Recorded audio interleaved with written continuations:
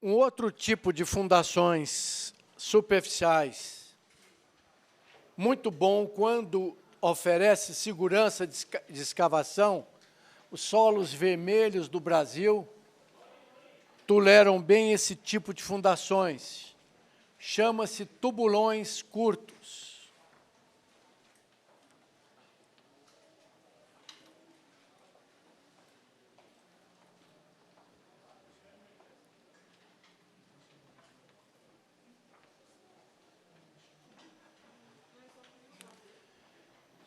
Esses tubulões curtos são escavados manualmente e internamente.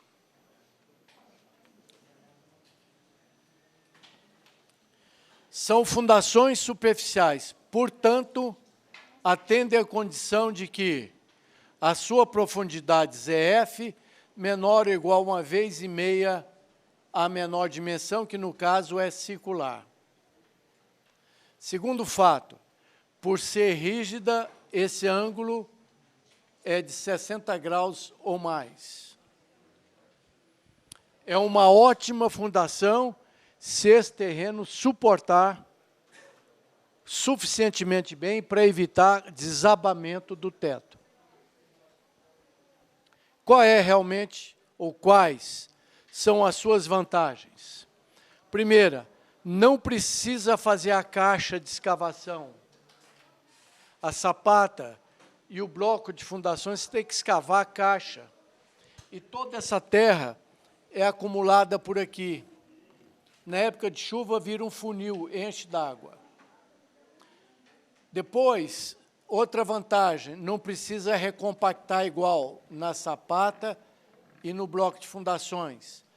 Tem que ser recompactado a cada 30 centímetros com o sapinho, senão vira um foco de infecção. Fica mais fofo aqui, armazena a água que vem para a base. Quebra o contrapiso e o piso perto do pilar.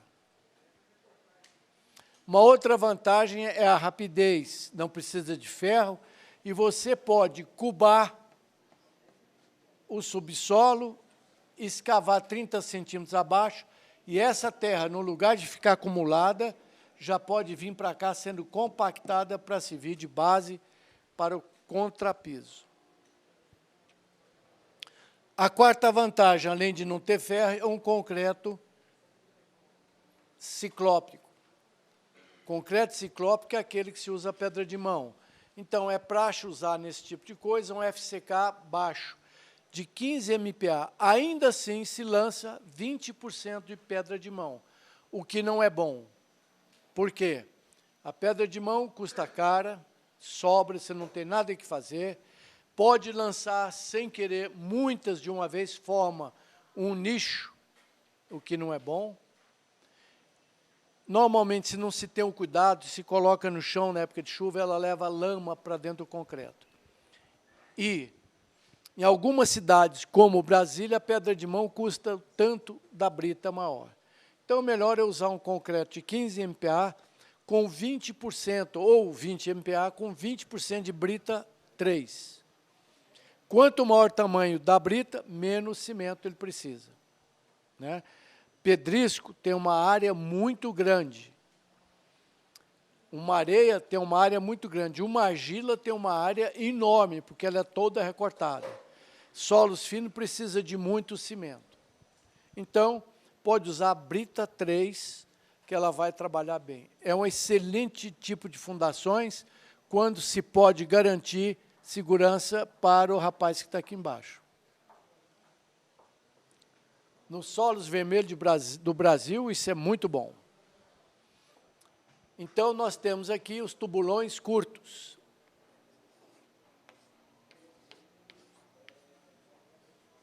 É escavado internamente, como nos tubulões.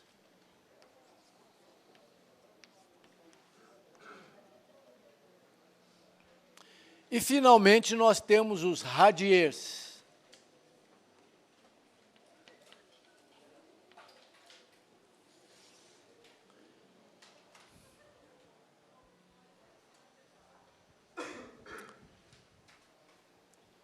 Que são Fundações superficiais, portanto, profundidade menor do que 1,5 vezes a menor dimensão. Flexíveis, em geral, muito flexíveis. Se não fosse a dificuldade de calcular, a placa de concreto seria imbatível, ou seja, bastava escavar um subsolo para a garagem e usar o piso da garagem como fundação. Ela trabalha com baixa pressão, solo ruim, como a área é muito grande, a pressão vai lá para baixo. Mas ela é um pouco difícil de calcular. Pode empenar. Então, nós temos os radiês flexíveis ou em placa, chamar de radier flexíveis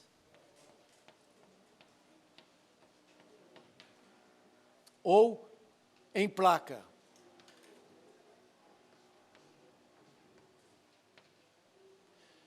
Que nada mais são do que uma placa que normalmente se coloca uma mísula para evitar puncionamento do concreto aqui.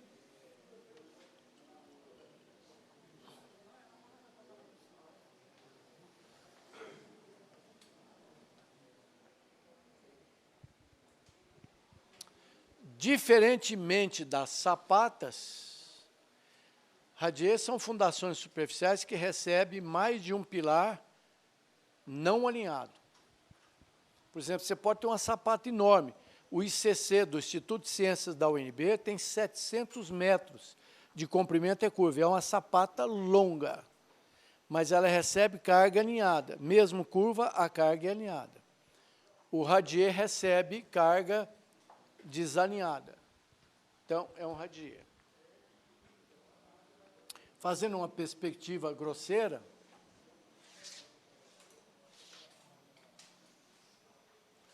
o radier seria uma coisa mais ou menos assim.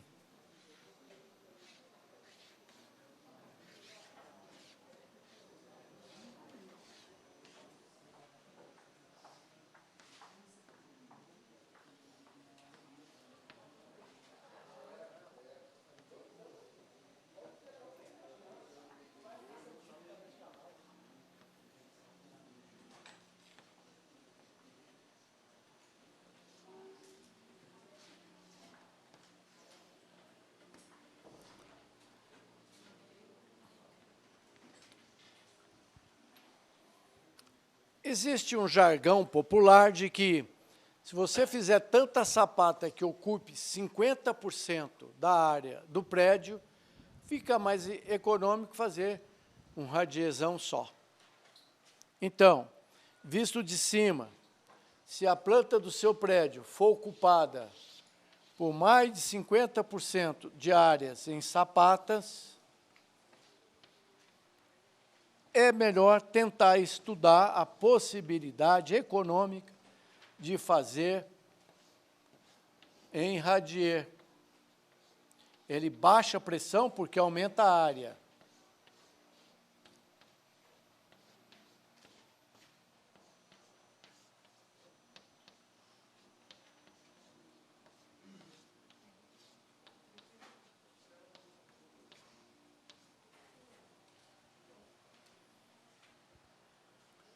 Muito bem, o cálculo do radier não é muito fácil, porque ele pode empenar, pode dar recalques muito grandes ou trincar, porque ele flete sob a carga do pilar.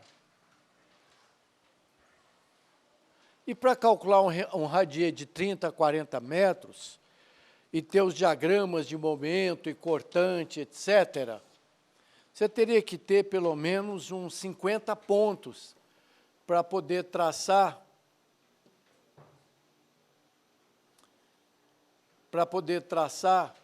o diagrama com um pouco mais de precisão. Cada pontinho desse costuma gerar uma equação e uma incógnita. Resolver um sistema de equações de 50 equações, 50 incógnitas, leva um certo tempo. É o primeiro problema. O segundo é se ter a ideia de um tal de coeficiente de recalque chamado na prática de coeficiente de mola. Você deve fazer um ensaio de placa para determinar aquele coeficiente K que normalmente se injeta nos programas. Isso é pouco entendido pelos engenheiros de estruturas. Nós temos feito várias placas, vários ensaios de placa. Inclusive, depois eu vou falar em estacas de solo e cimento, sem brita e sem areia, que eu resolvi um problema naquela fábrica de remédio genérico lá em Valparaíso. Os radiers enormes em cima de aterro. E a Anvisa, se tivesse uma trinquinha, porque é fábrica de remédio, estaria condenado. Então, a forma adequada foi fazer estaquinhas de solo de cimento embaixo. Mas fizemos vários ensaios de placa para determinar o coeficiente de recalque e calcular aquelas placas dos radiers. Funcionou muito bem. Então, o pessoal de cálculo estrutural sofre para determinar esse tal coeficiente de recalque.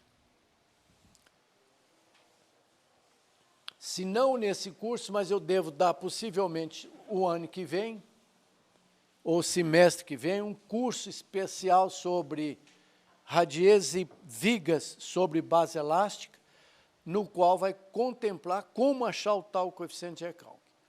Então, nós temos o radier flexível, temos o radier semi-rígido.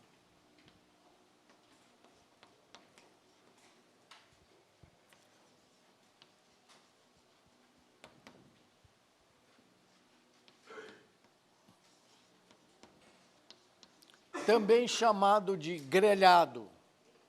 Quando você não pode permitir, na sua obra, deformações, porque a placa é flexível, uma das soluções é fazer uma grelha de concreto para receber, então, a carga dos pilares. Essa grelha, normalmente, é uma retícula.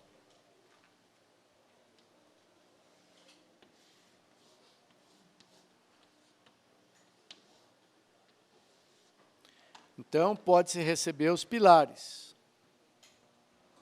Me lembro de ter visto em Boston, um prédio, acho que de 18 andares em cima de um radier, só que era um radier grelhado, com paredes de 2,5 metros de altura, para ele não ter recalque distorcional.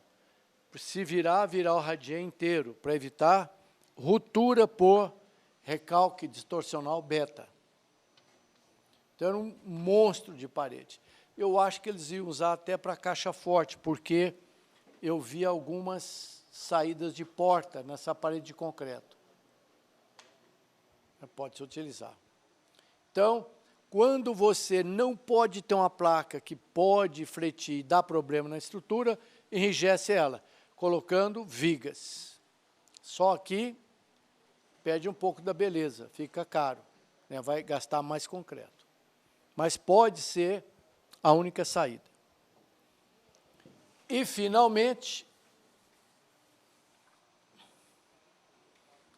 os radiers rígidos.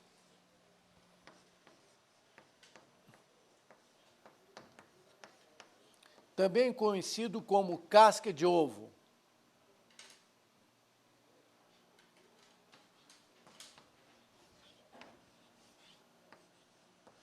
Quando você não pode ter nenhuma deformação, coloque tampa no radier, porque ele vira uma caixa rígida. Lógico que fica mais caro do que o normal. Muitas caixas de água potável são feitas assim, em egg box, cheio d'água. Ele pode até dar uma inclinada, mas não trinca. Também podem receber cargas de um prédio, pilares aqui. Também pode servir de túneis para metrô, ou transceptores para esgoto, etc. Quando você não quer deformação, põe tampa e fundo, ele vira uma caixa rígida. Aqui na Ceilândia, Taguatinga, não tem aquele reservatório alto, em cálice.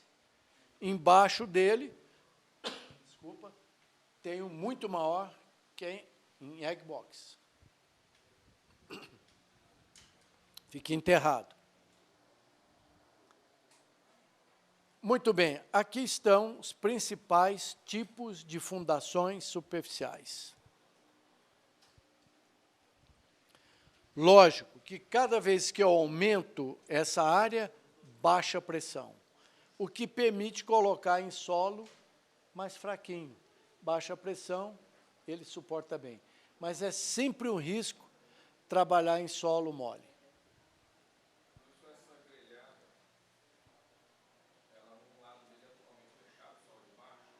Embaixo é totalmente fechado.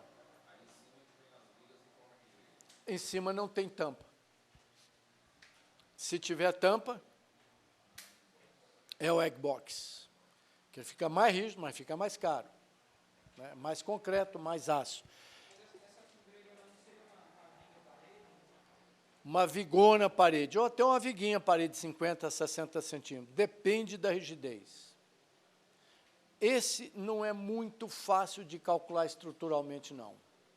Principalmente porque, ora, o que eu preciso para calcular uma viga? Alguém pode me ajudar? Quero calcular uma viga, o que eu preciso? Primeiro, carga. Carga é fácil. Não, pré-dimensionamento eu já preciso de tudo. Então, eu preciso da carga. O que mais? Estou falando em viga comum. O que mais é que eu preciso?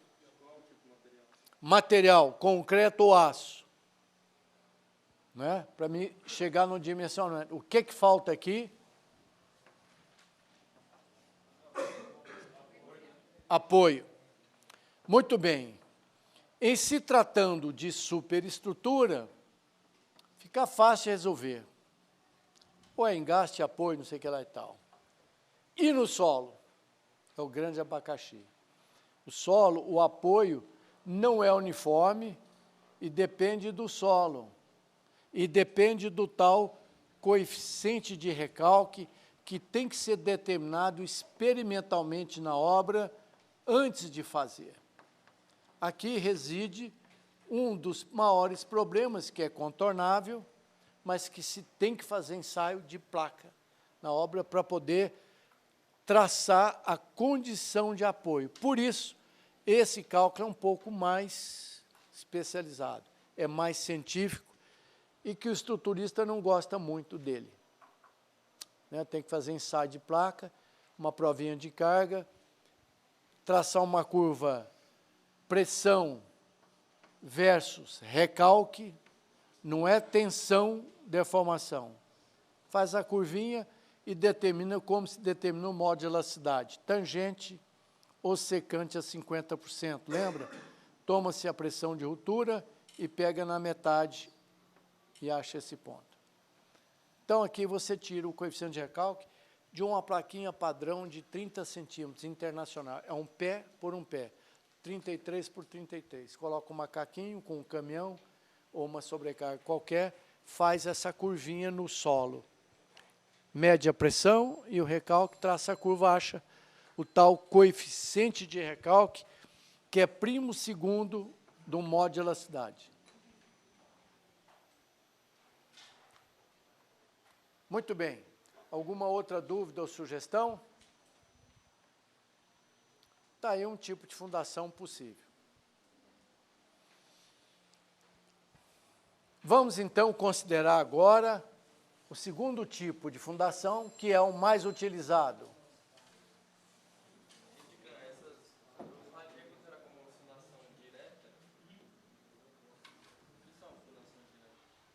É sinônimo de fundação superficial, direta ou rasa. É um termo corrente.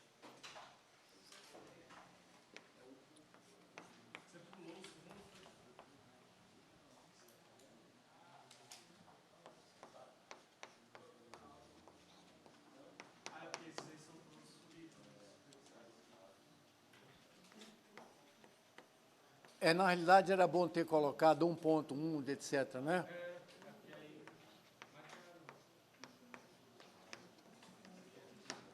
Vamos simplificar, colocar algarismo romano, que a outra fica como 1. Fundações profundas. Por definição, vamos fazer um brainstorm aqui. Qual é seu nome? Quando é que a fundação é chamada de superficial? 2 condições? Não. Quando é que ela é chamada de superficial? Não é quando o solo é resistente.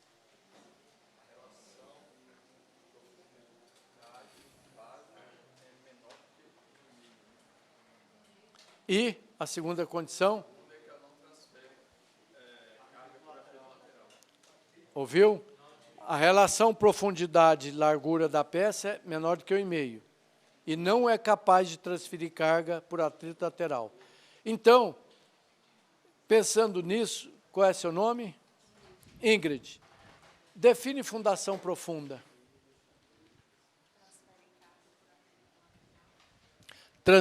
É capaz de transferir carga por atrito e...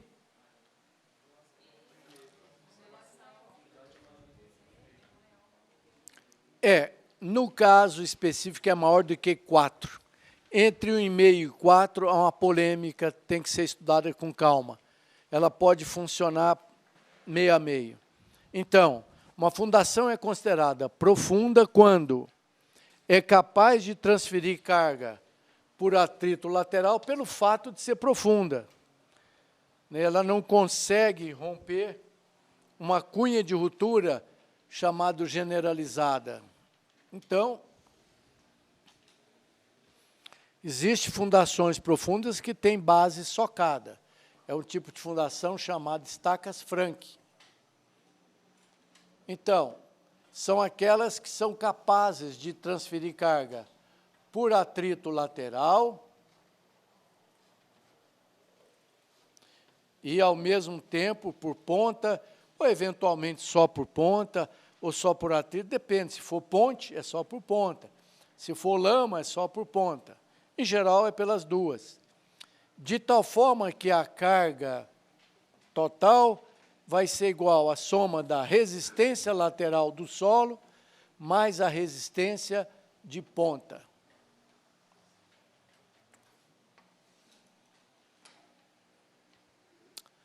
Então, se eu tenho uma carga para 300 toneladas, quem vai resistir? É uma parte por atrito e uma parte por ponta. Vamos supor, 100 toneladas por atrito e 200 de ponta, eu pego 300 toneladas. Vou botar uma estaca de 300 toneladas, que só se for hélice contínua, as outras não chegam lá. Então, a carga que eu tenho que passar para o solo vai ser a parcela da resistência lateral e a resistência de ponta.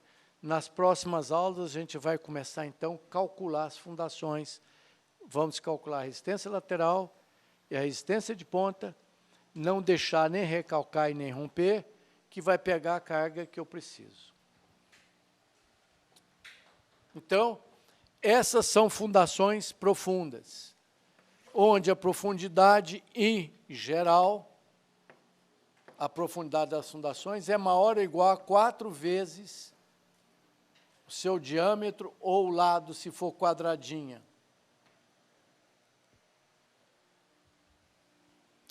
Entre esses dois valores ainda há uma certa indefinição.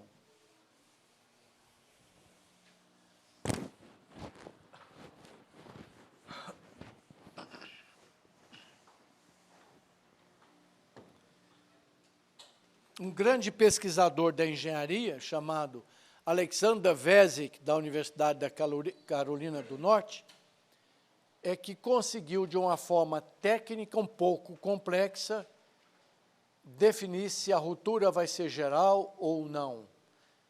Para definir, inclusive, isso. Depende do tipo de solo, da rigidez, de uma série de fatores. eu tive o prazer de visitá-lo na Universidade da Carolina do Norte. Era uma cabeça. Deve ter morrido aos 60 e poucos anos com uma morte boba. Se fosse lá no interior do Amazonas, ele teria sido curado. Morreu de malária. Foi passear nas montanhas rochosas, foi picado por um mosquito. Ninguém sabia o que ele tinha, porque lá não tem febre amarela. Foi erradicada. E ficaram tratando dele de tudo que é forma e não sabia que era malária. Qualquer índiozinho marca-traque desse aqui teria curado ele. Foi uma pena. Muito bem. Das fundações profundas, nós temos as estacas.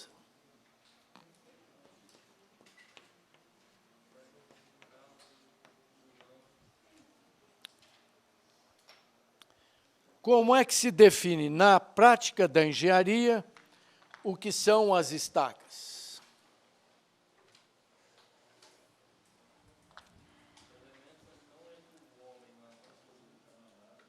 Estacas são fundações profundas.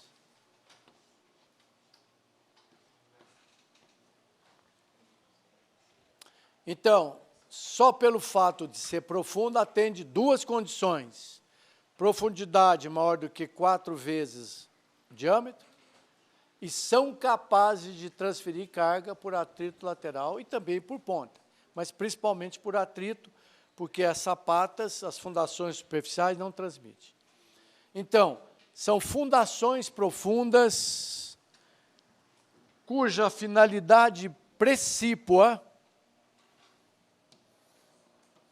é de transferir cargas para substratos resistentes mais profundos. Substratos resistentes mais profundos.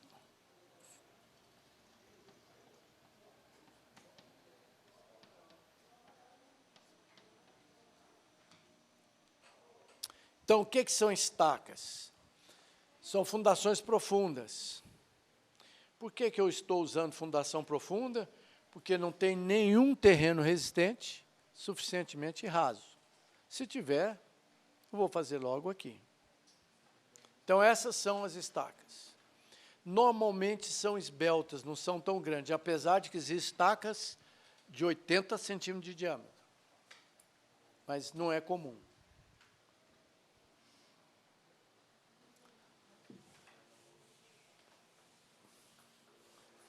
Muito bem. Dentro da família das estacas, as mais populares. Strauss.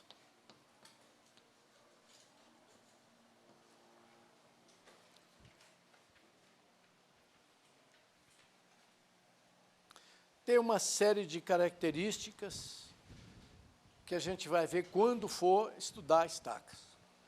Vou mostrar filmes, etc.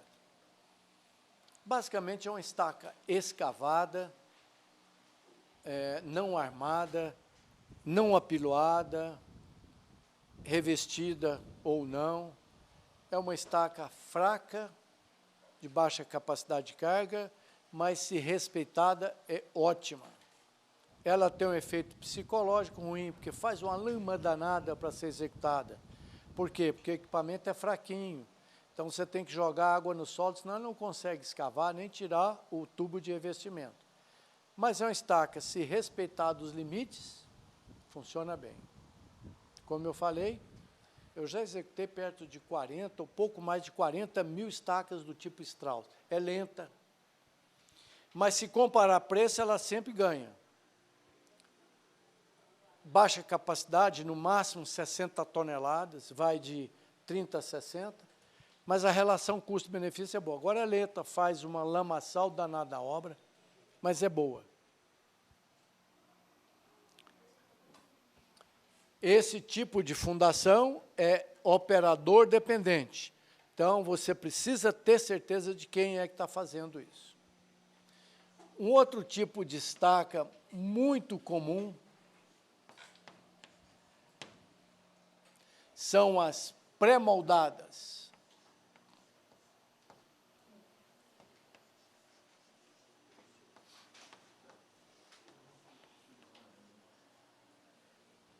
São estacas de concreto, depois nós vamos detalhar essas estacas. Aço ou madeira, sempre debaixo d'água, ela dura 100, 200 anos.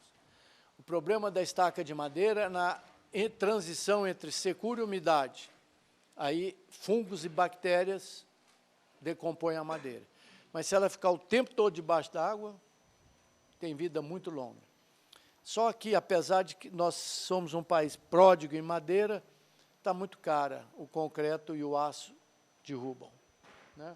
Tem perfil metálico, tem tubo. A gente vai falar nisso quando falar em estacas. Normalmente são pré-moldadas de concreto e sempre cravada. Eventualmente, a cravada pode estragar uma obra velha, ela pode trincar uma obra velha. Lembra-se daquela recomendação, que é até uma observação profissional? Vai fazer uma obra, faça com seu vizinho um laudo pericial. Se for estaca pré-moldada, ela pode dar uma trinquinha na obra, porque ela é cravada. Em caso muito raro, eu faço um furo antes, pelo menos 5, 6 metros, depois coloco a estaca dentro e cravo, para evitar excesso de danos nos vizinhos. Muito bem, eu posso ter as estacas injetadas.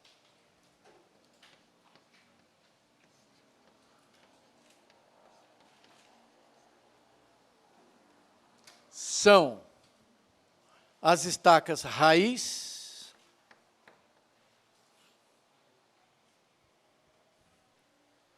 que são estacas perfuradas por rotação com tubinho de revestimento e concretadas depois com pasta de cimento com baixa pressão. Há uma falácia na vida profissional de que a estaca raiz, porque ela recebe a pasta com uma certa pressão, que ela aumenta o diâmetro. Nem 1 milímetro.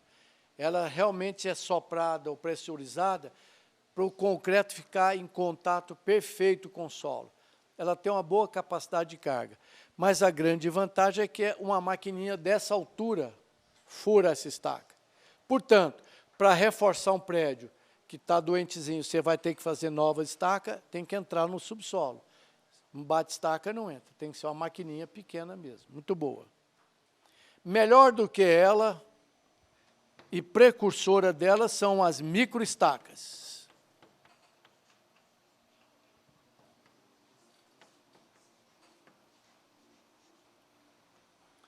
As microestacas são estacas de pequeno diâmetro, 10, 15 centímetros, injetadas sobre alta pressão. Essa é ótima, é um pouco cara. Então, a gente fura com a maquininha pequena, menor do que a outra ainda, uma sonda rotativa de fazer sondagens, fura, coloca um tubo de aço schedule de parede grossa, com furinhos e injeta pressão, injeta cimento e água sobre altíssima pressão. É uma excelente estaca, se não a melhor dela, porque comprime o solo todo. E nós temos o jet grouting, JG. O que é o JG? Jet grouting. É uma estaca que desce uma ponteirinha de 1 polegada de aço com bicos injetores, que entra e a água é bombeada por esse bico. É um vertical e um horizontal, ele vai girando.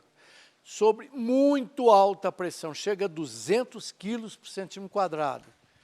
Essa, de 2 a 4 quilos por centímetro quadrado. Essa, de 20 a 40 quilos por centímetro quadrado, forma uma pelota lá embaixo. Essa, de 100 a 200 quilos por centímetro quadrado. Então, uma máquina grande desce uma ponteira desse tamanho aqui, esse tamanho real. Um biquinho injetor aqui, e um biquinho injetor aqui para baixo. Ele lança a água girando sobre alta pressão, então ele transforma o solo numa papa, ele desmonta o solo. Ele destrói, às vezes chega a 2 metros de diâmetro. Depois sobe injetando cimento. Então fica uma coluna de cimento enorme. E é bom que uma gruda na outra, uma coluna, porque ele passa com a água na velha. Num caso de cortina, ele deixa passar pouca água. Então, chama jet grout, usado aqui no metrô, para emboque de túneis. Né? Metrô, quando você faz uma estação, ele fica de um lado com efeito de arco, do outro ele fica zerado, pode desabar. Então, o que se faz é uma série de colunas de concreto, de solo e cimento, que fica durinho depois para você cortar e não desabar. Pois não? O quê? O que é o jet grouting? É um tubinho desse tamanho com 2 bicos. E uma mangueira, uma bomba de altíssima pressão. Inclusive, você não pode fazer ela funcionar com alguém perto, porque ele corta a pessoa. Ele fura na vertical com jato e horizontal vai destruindo o solo. Vai fazendo, transformando o solo numa pasta de solo mole. Entendeu? Por exemplo, mas esse solo não vai Profundo? Não, ele fica em cima do outro. Vira uma papa, uma coluna, não desce nem sobe. Aí, quando ele volta injetando cimento. Então, transforma aquele solo num solo de cimento. Não é duro igual ao concreto, mas faz uma colunona de solo. De solo e cimento. Pode usar... Eu vi em Hong Kong fazendo um metrô que é igual a Copacabana, estava dando problema sério de recalques, porque a cortina que fizeram estava passando água do subsolo, que era de lençol freático alto. Estava carreando o material, água suja, ou seja, tirando a argila debaixo do prédio. Passaram a injetar silicone. Então, ficou um solo silicone, uma borracha que segurou a água. E segurou, em parte, o prédio. Muito bem.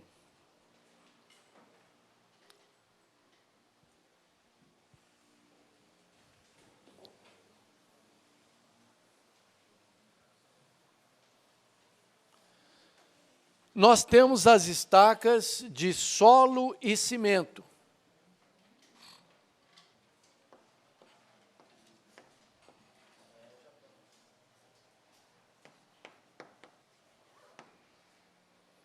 Solo, cimento, plástico.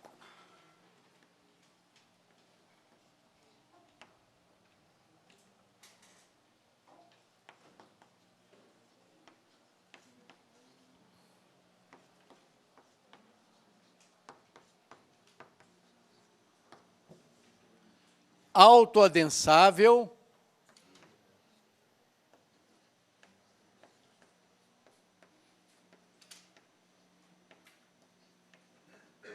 Não compactado.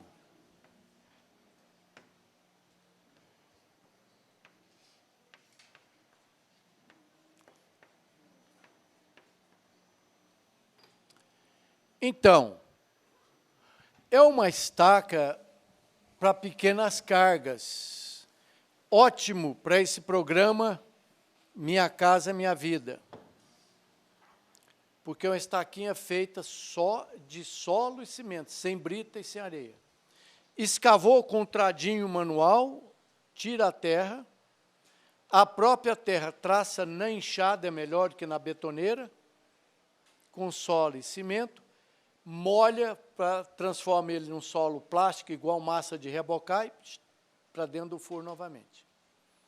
Ele tem uma resistência próxima de 15 quilos por centímetro quadrado. É 3 vezes mais do que o solo. O solo segura aí 3, 4 quilos por centímetro quadrado. Então, pode ser escavado com máquina, mas eu recomendo e prefiro na mão. Pode-se até fazer uma basezinha alargada. 2 homens com um tradinho de 30 centímetros ou de 25, são capazes de furar 6 desses por dia, nessas argilas do Brasil, argila vermelha.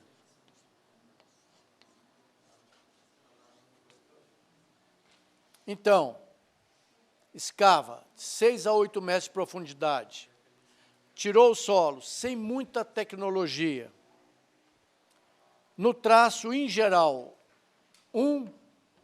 de cimento em volume, um caixotinho, uma lata, uma padiola de cimento, para 7 de solo, quase todo tipo de solo resolve, mais 26 litros de água, resolve o problema.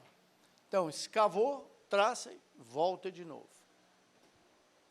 Costuma atingir até 2 MPa de resistência, enquanto que um solo muito bom resiste a 0,5, 0,3. Essa é prima rica, aliás, desculpa, a prima pobre da estaca que veio de São Paulo, chamada broca. São Paulo se faz muita estaquinha de trado, cheia de concreto. Mas o concreto, por pior que seja, dão 8 MPa. Se barater o concreto e tal, não cai abaixo de 8, 7 MPa. Então, numa área de 30 centímetros, eu nunca vou ter mais de 6, 7 toneladas numa casinha dessa. Vai dar menos de 1 MPa.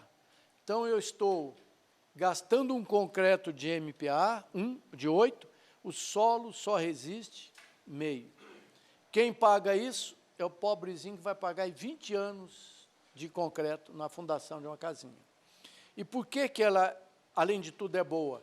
Porque em zonas, regiões de solos colapsíveis, que é esse solo vermelho, amarelinho, do Brasil inteiro, se fizer fundaçãozinha em radier de 7 centímetros, que é o padrão da caixa, vai rachar, está rachando. Então é melhor fazer estaquinhas, coloca uma cintinha, acabou, fica muito mais barata e dá emprego para muita gente. Pode-se usar máquina, só que a máquina fura, tem que tirar e limpar. Para limpar, ela tem que dar um contra-torque para jogar a lama fora, isso estraga a máquina. Pode usar betoneira, você traça na betoneira, só que a argila chamada gorda, a argila untosa, que tem IPI, índice plasticidade alto, ela gruda na betoneira, então, para tirar, demora e fica caro. Melhor é enxada. Essa argila, ela não anula o efeito do cimento?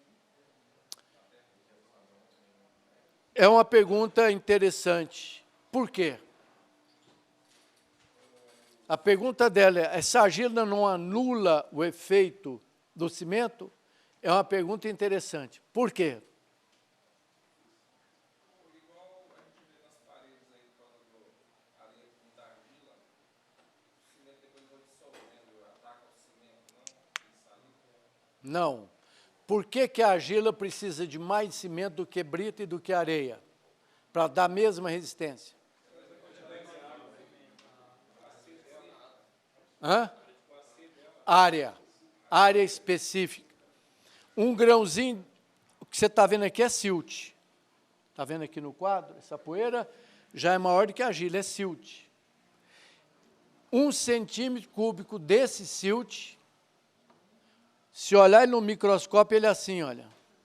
Espicha esse cordão para você ver quanto é que dá. 1 centímetro cúbico de silt dão, em média, 8 metros quadrados de área. 1 centímetro de argila, principalmente se for aquela pior que é a Monte, é uma sala dessa de área. Ora, para você ter boa resistência, o que que você tem que ter? Solo e cimento. Grão, cimento, grão e cimento. Então, você precisa de uma quantidade enorme de cimento para não ficar solo sem cimento. Por que que você acha que ele enfraquece? Porque tem pouco cimento, você passa a mão e esfarela. Na areia sai brosa. Então, por ter um pouco de argila, para dar a mesma resistência, ela precisa de mais cimento, porque senão vai ficar torrão, não sei o que lá, sem cimento, porque a área é muito grande. E o cimento, quanto mais fino, melhor. Tem um índice de finura, lembra? Porque ele cobre mais. Então, se você tem uma brita grande, brita 3, 4, precisa de muito... Aqui você precisa de 1 bilhão de partículas. Aqui você precisa só de umas 500 mil partículas de cimento. E a transição o último metro, coloca-se um concretinho mais fraco que você puder fazer para baratear, 4 ferrinhos, ou 6 ferrinhos, ou 3 ferrinhos, 5 ferrinhos, engasta ele na cintinha. Está fora do perigo maior, que é rachar a casinha depois de 3, 4 chuvas. Já citei no começo que uma grande empresa perdeu 1000 casas. 1000 casas. Era radier. Agora, quando o terreno superficial é bom, radier. E eu nem sei se o radier ainda fica mais barato. Eu acho que a estaquinha de solo de cimento ainda fica mais barato e garante para sempre. Muito bem. E, finalmente, estacas que eu realmente não sei. Não existe uma tradução para estacas aparafusadas, screw piles, né? Eu não sei como é que eu daria um nome. Vamos inventar um nome para isso aqui agora. É o D ou já é o E? Screw ply.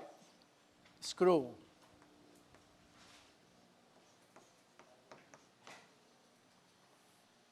Estacas parafusadas. Quem são essas estacas? As hélices contínuas,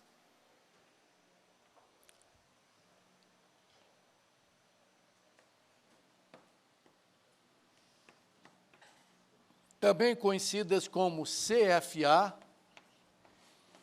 internacionalmente, Continuous Flight Auger, trado contínuo, hélice contínua no Brasil.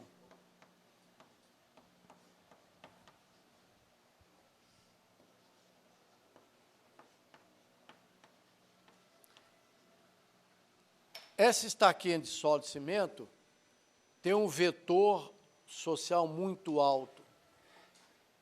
No lugar de botar uma máquina, você põe aí 50 homens.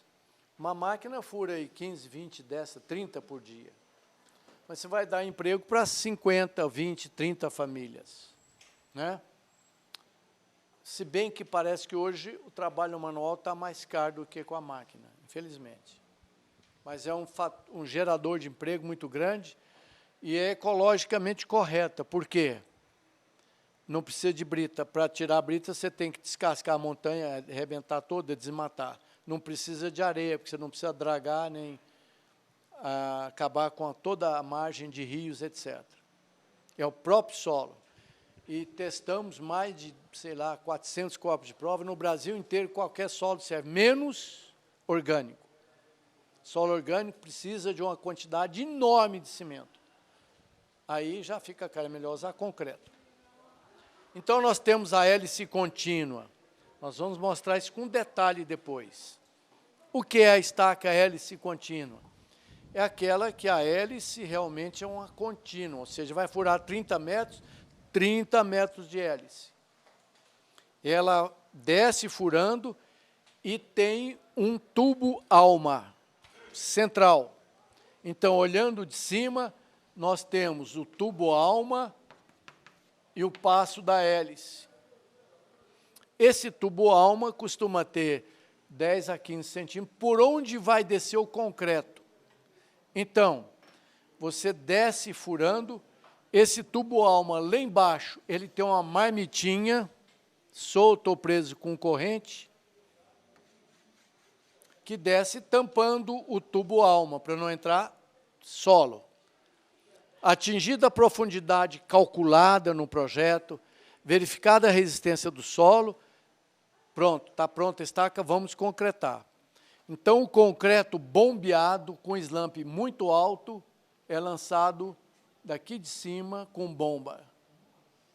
Ele empurra a marmitinha e começa, então, a concretar. Nesse mesmo instante, vai se girando a hélice, vai enchendo de concreto. Qual é o empuxo? Nem passivo, porque ela não aperta, nem ativo, porque ela não frouxa. e se supõe que o concreto, na mesma hora, segura. Então, eu empuxo no repouso. Nem mexe, nem aperta, nem afrouxa. Entendeu? Muito bem. Quais as vantagens da hélice? Rápida. Às vezes, sim. Capacidade de carga alta, ela fura terreno duro. Também nem tanto. Mas a nossa maior hélice, por exemplo, acho que meu filho acabou de comprar uma para 30 metros com um trado de 1 metro de diâmetro. É um super torque. Qual é a desvantagem da hélice? Máquina fraca. Por quê? Na hora de tirar, ela tem que ter uma velocidade calculada, que à medida que o concreto cai, ela vai subindo. Imagine se você só girar a hélice e não subir.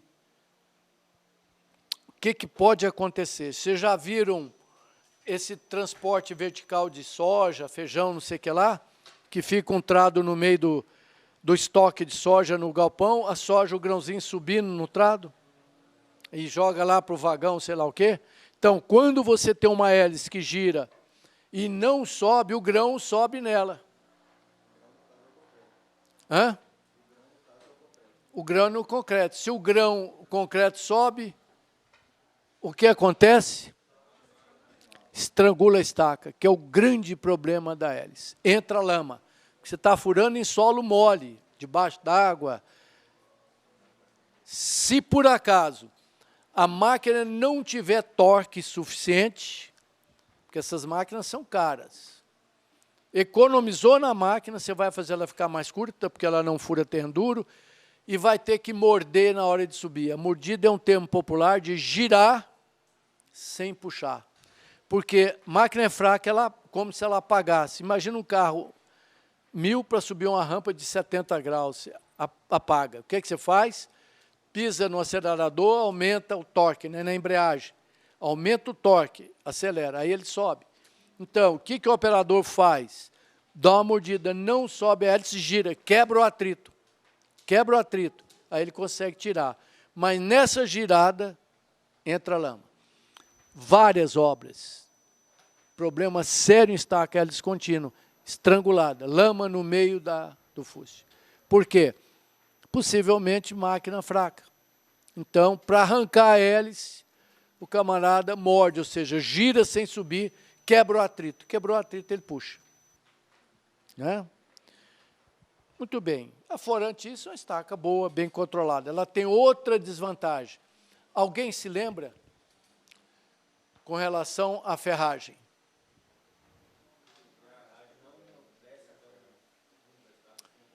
Pois é, então, você concreta a estaca, tem que descer a ferragem, porque senão ela não pode endurecer o concreto e tal.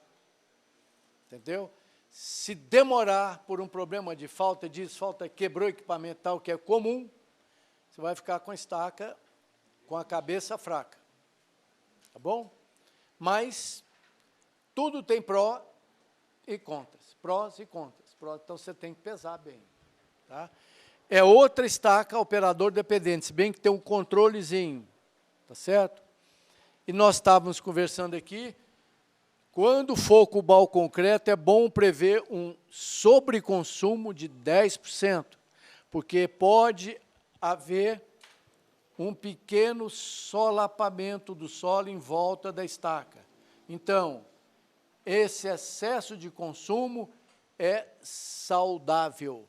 Não aperte o seu empreiteiro. Fala, não, você calcula aqui o diâmetro, 100 metros cúbicos, não vai exigir 100, não, porque senão você vai forçar ele a fazer bobagem. É bom encher bem a estaca.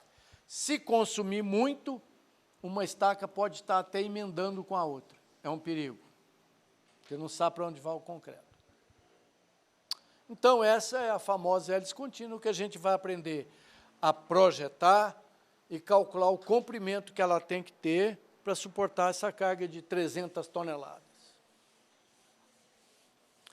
Muito bem, uma evolução dela foi a estaca Atlas, que não funcionou bem, e hoje está entrando no mercado a estaca Ômega.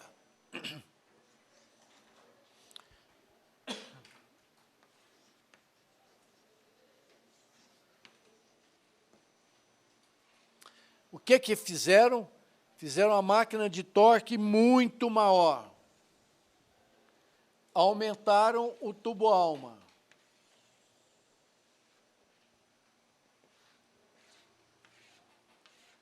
Às vezes pode até se colocar o ferro aqui.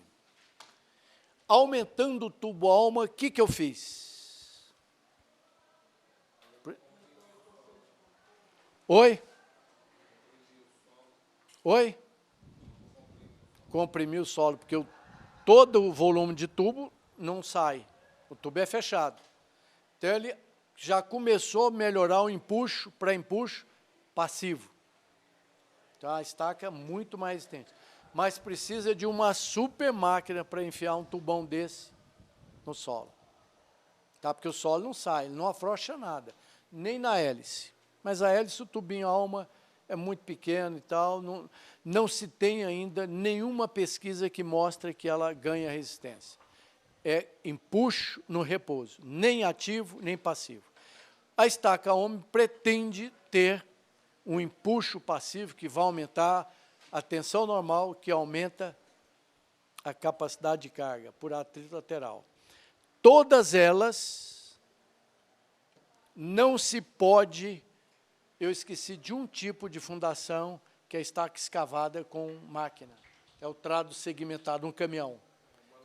Ele não, manual não. Mecânica com trado de 2 metros. Então, frouxa o terreno. É uma estaca escavada com empuxo ativo.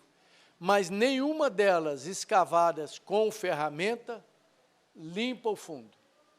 Então, mesmo estando em terreno duro, não é saudável considerar toda a resistência teórica para a ponta, porque às vezes fica 1, 2 palmos de terra fofa embaixo. Se algum de vocês quiserem bolar uma ferramenta que limpa o fundo de uma estaca hélice, eu estou oferecendo a partir de hoje, em Frasolo Fundex, $5.000 de prêmio. Preciso limpar o fundo da estaca hélice, tá bom? Uma boa ideia. Não tem aspirador que puxa um solo com SPT 10. Só se ele tiver soltão mesmo. E fica soltão na ponta da estaca, várias horas. Tem um supermercado aqui perto, que deu um problemão. Eles, inclusive, quiseram processar a empresa por lucro cessante. Falou, olha, meu faturamento aqui, tivemos que sugerir demolição das paredes. Demolimos tudo. São de R$500 mil por dia. Então, você vai ter que me pagar de multa R$500 mil por dia de obra parada, estaca estrangulada. É lógico que isso não procede, e a nossa sorte é que o que fica enterrado, ninguém consegue descobrir. Nem o dinheiro na cueca e na meia não conseguiram matar, que foi filmado, que está a 20 metros, então, né? Então, nós levamos essa vantagem. E tem mais, solo é um negócio complicado. Se você for um dia fiscal, perito, lembre-se do seguinte, o quadrado da soma dos catetos não é igual ao quadrado da hipotenusa. Então, só quebra prato quem carrega, seja maduro. Solo é complicado.